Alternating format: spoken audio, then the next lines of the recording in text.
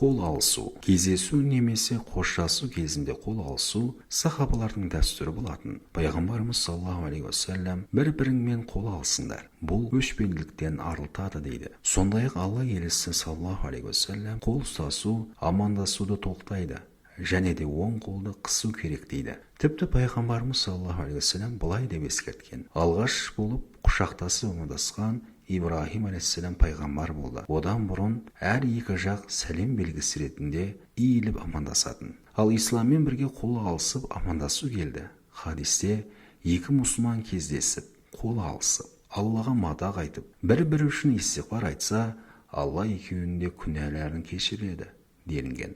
Алла елшісі саллаллаху алейхи уассалам былай дейді: егер екі мұсылман кездесіп, біреуі екіншісіне сәлем берсе, көбірек ықылас танытқаны Алла тағаланың сүйіктісі болады. Олар қол алысқанда, оларға Алладан 100 нығмет түседі.